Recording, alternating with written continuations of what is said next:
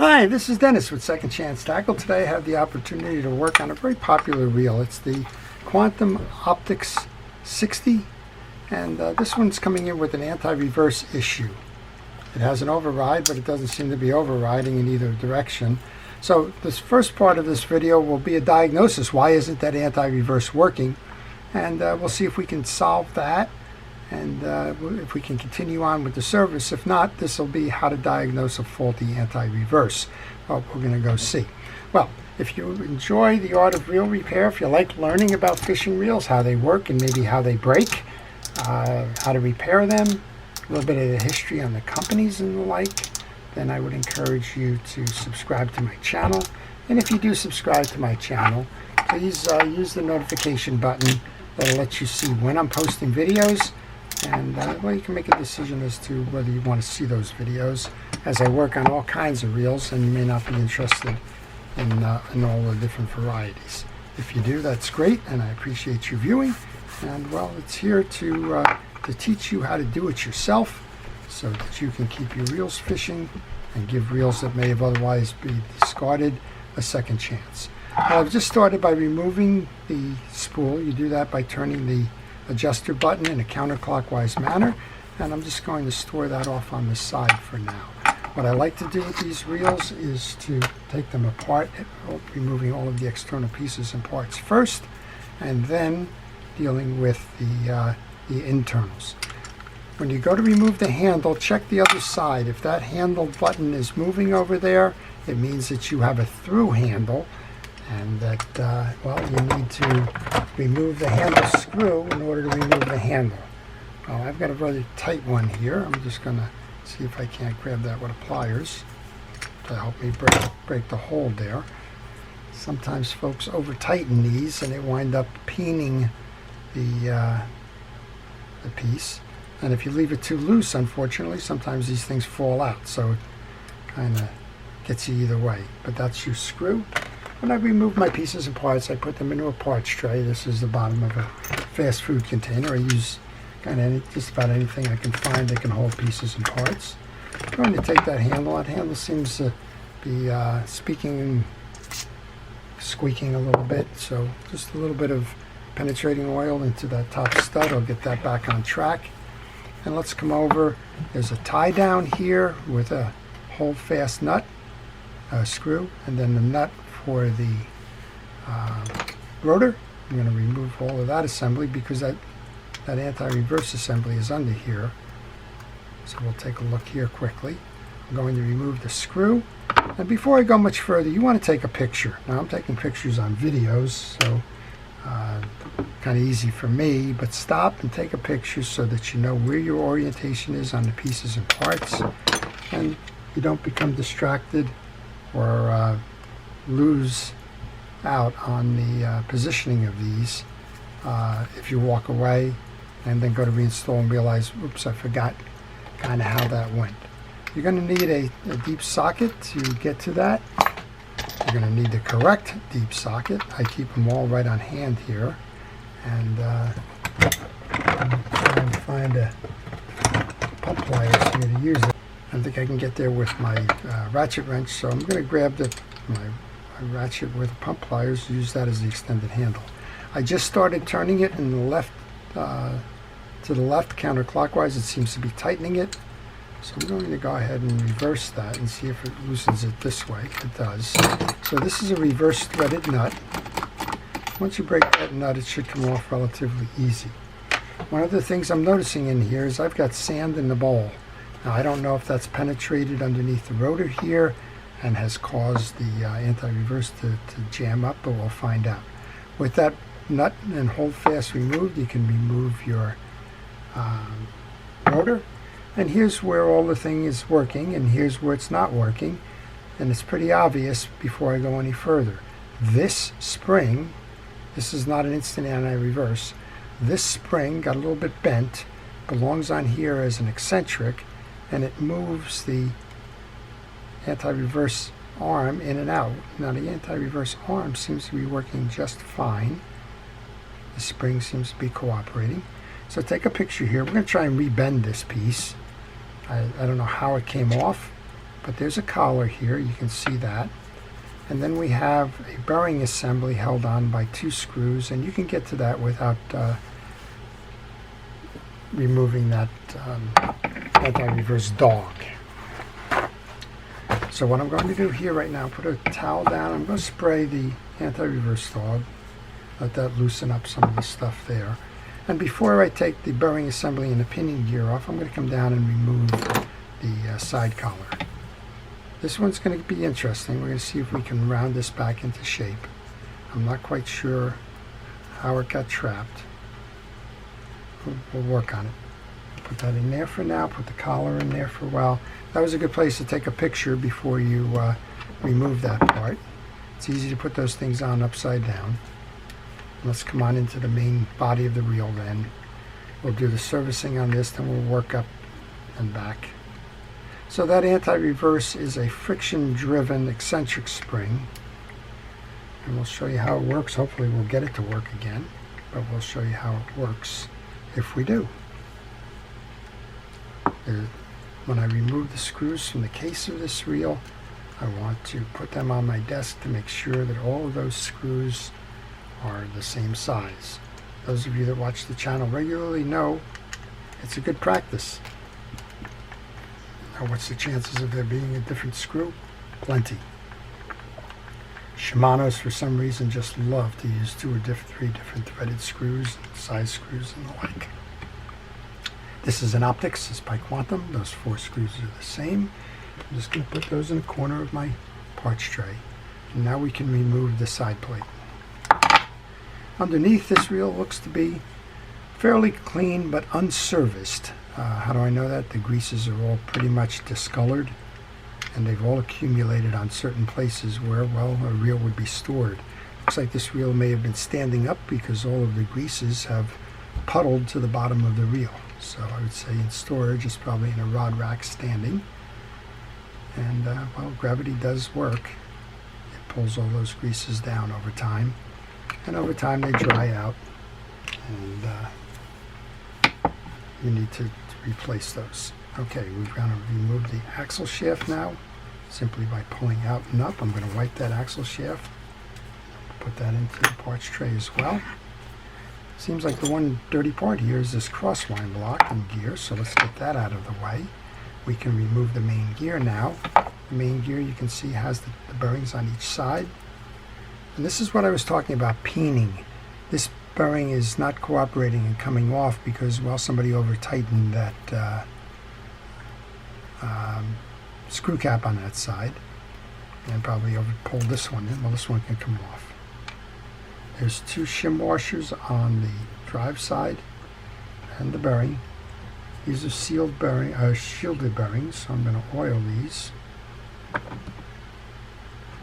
Again, take a picture so that you know when you go to reinstall the sequence of those. Let's see if we can just move this in or out or something.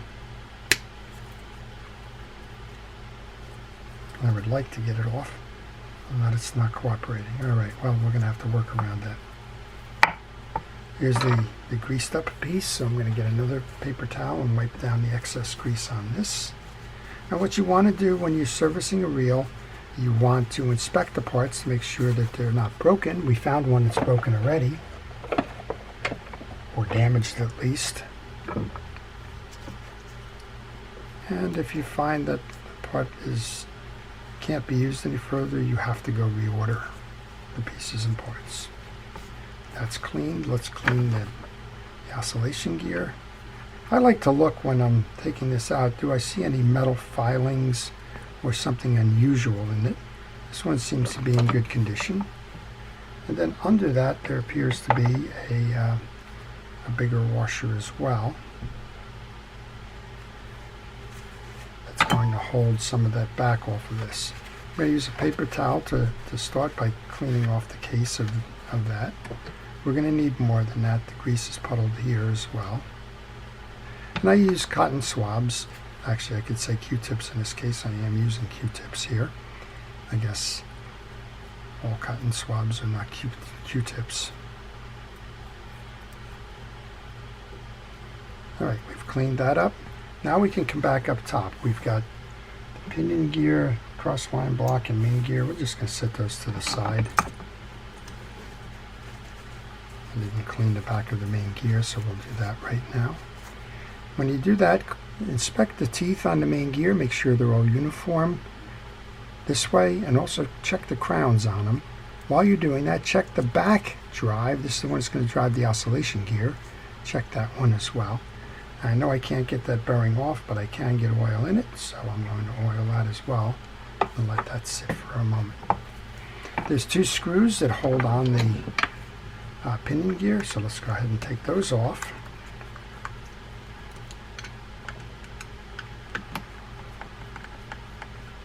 And normally I would put these right into my parts tray, but I know I'm going to clean these up and reinstall right away, so I'm just going to leave it like that.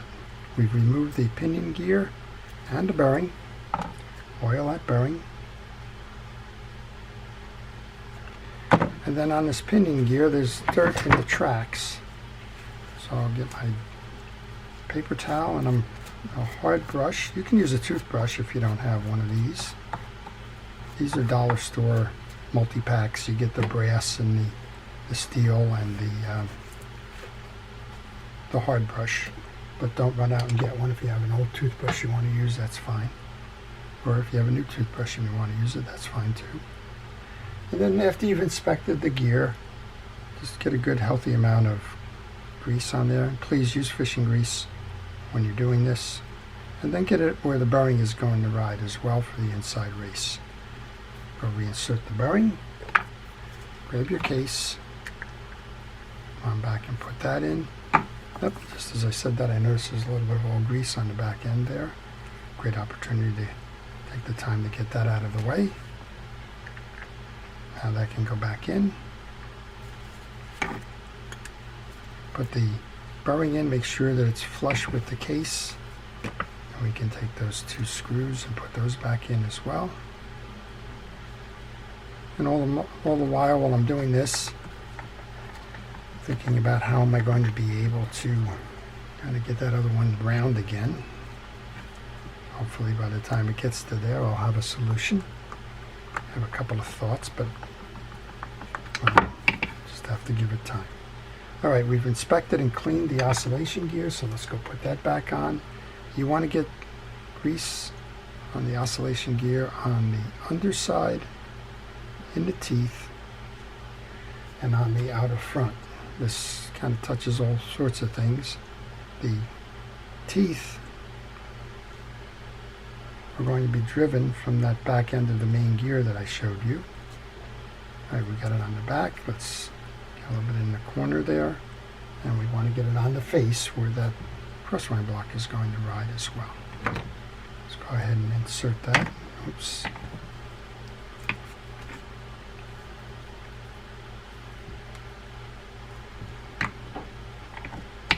When you go to insert that, bring the stud to the bottom end of the case. It's easier to put your crossline block on with that. Put the crossline block on next. And I guess I can leave that buttered up because we have to address this before we go much further. So let's try and figure out how we're going to do that now. So this is going to have to ride. Let's see which way the stud is this way. This is going to have to ride in the track here. So I guess the first thing to try and do is figure out if it can do that.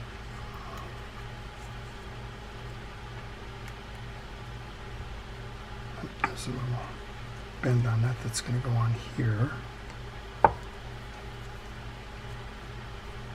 So right now it's prevented from doing that because the one end is bubbled up. So this, I guess, is where it's just kind of trying to figure it out. First thing I'm going to do is grab a pliers and see if I can't just pull that in with the pliers. See if I can rebend it that way.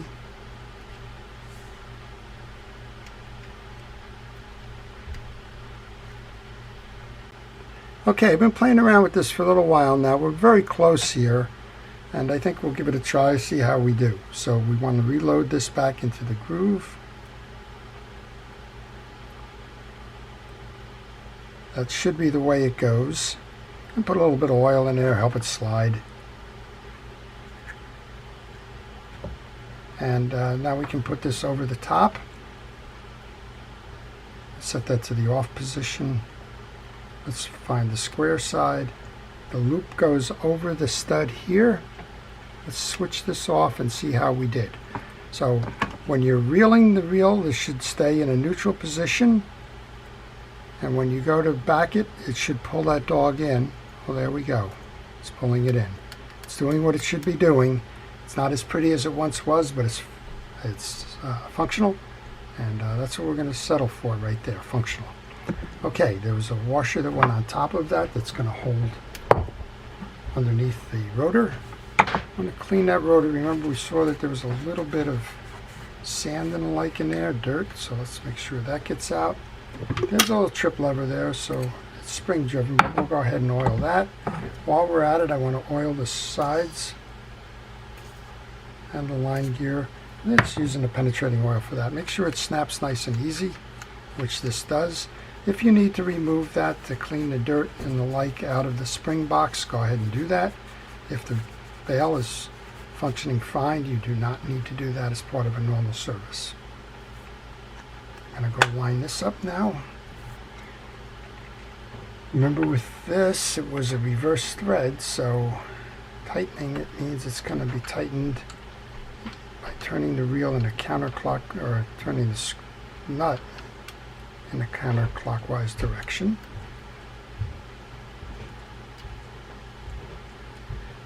And because we now have the axle shaft out,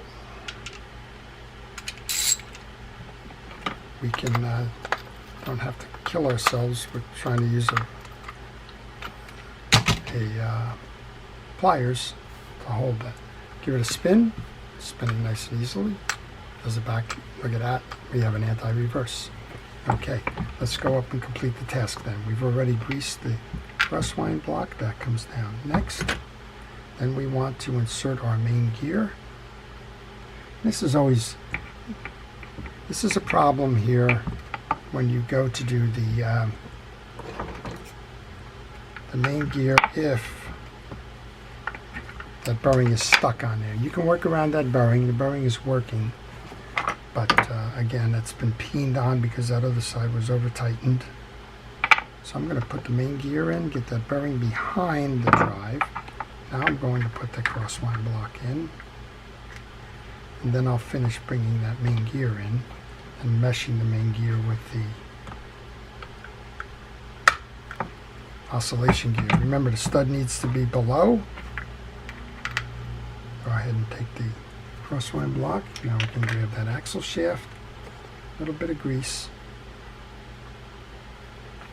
I had to take my my protective glove off while I was bending that. I couldn't grab that spring enough.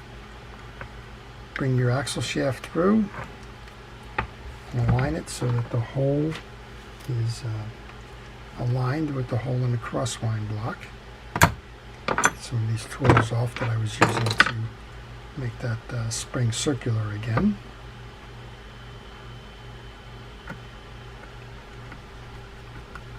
Tighten up on your axle shaft screw.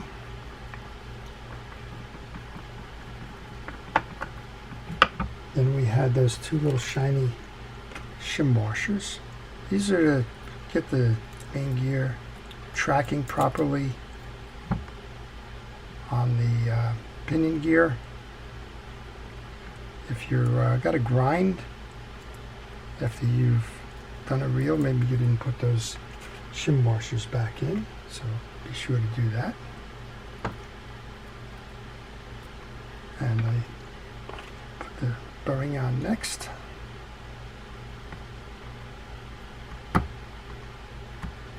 And we can put our case on. There's a little bit of dirt on that case, so let's take care of clean that up right now.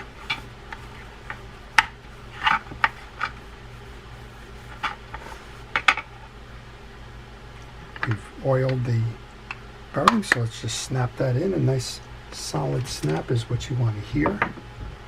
Two more screws here.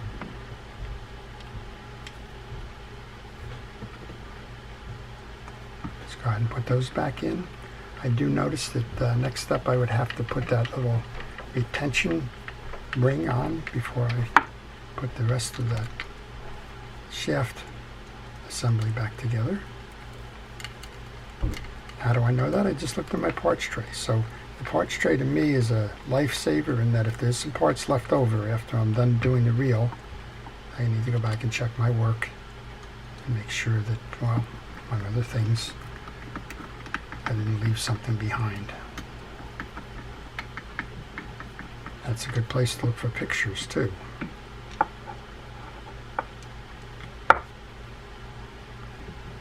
So the Optix reel from Quantum is a, I'll call it a value-priced entry reel. You get a lot for your money, and you saw it. We have 3 ball bearings in here. That's generally plenty, and for the most part, those will last and last. Okay, we want to get this hold fast down. And I'm noticing I'm just a little bit over tightened on that for the hold fast. See if I can get that without. Of course not. I can do what we started this with. Set that up, turn it away just a little bit.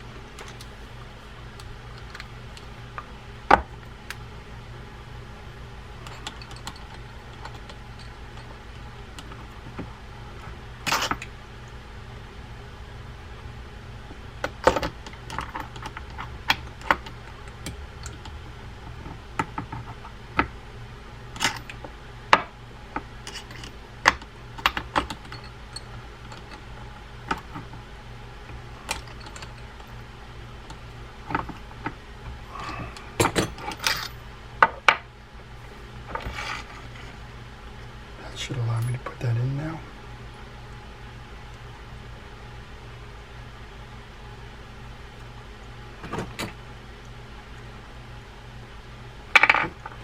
Get the screw for that.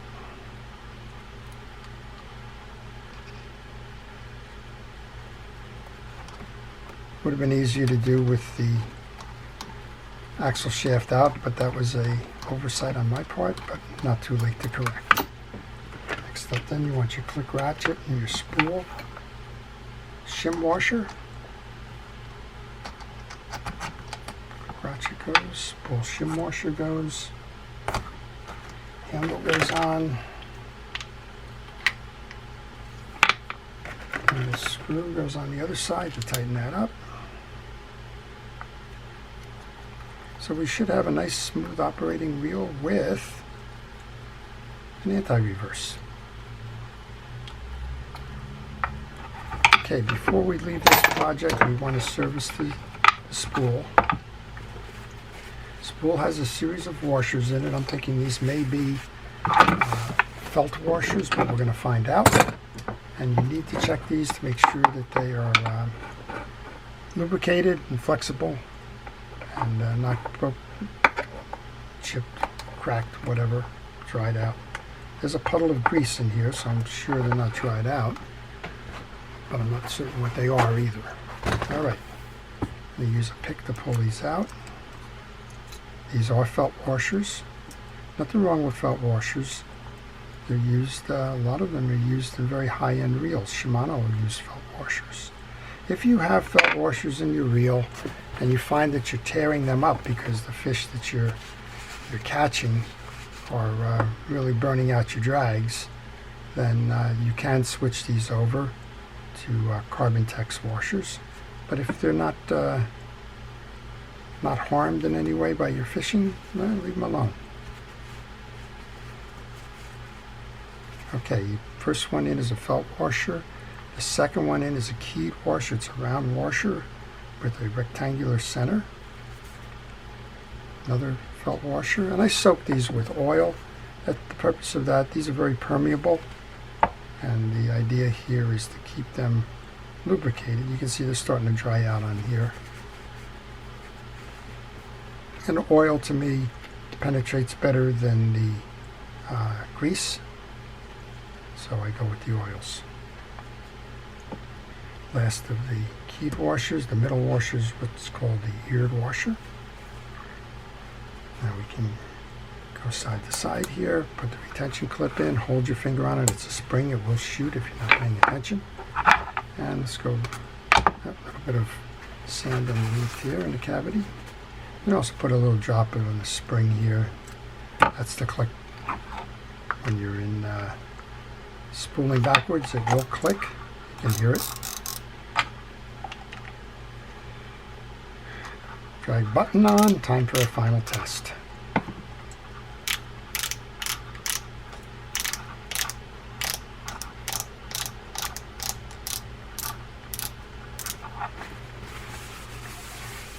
Keep that nice new board nice and clean. Let's give it a ride. So first and foremost, it's a nice smooth operating reel. Does it have a backstop? Yes, it does. Now we have the anti-reverse. So we learned what the fault was with that. If that was too far gone, bent and a big issue, we could go and order a replacement. I imagine those are still available. The Optix line has been a very popular set of reels, and it's from a major manufacturer with Quantum, so they should have the parts support for something like this. So using a little bit of rod and reel cleaner to just kind of clean up the spool a little bit, and we'll get this one back to Rick and let him take this one fishing. This is a nice size reel. It's good for a 10-foot pole in a surf. It's 60 size reels are kind of funny. There's quite a range in terms of line capacity.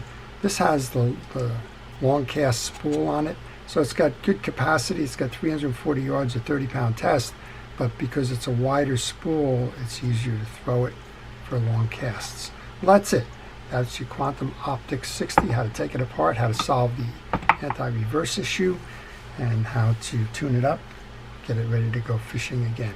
I hope you've enjoyed it, and I hope you continue to watch and to subscribe. For our first responders and essential personnel, thank you for everything it is that you do to keep us safe. To everyone, get your reels ready, get them serviced, keep them ready for the bite, because, well, it's fishing season. It's time to take these out, use them, and go catch some fish. This is Dennis with Second Chance Tackle, wishing you a great day and fun on the water.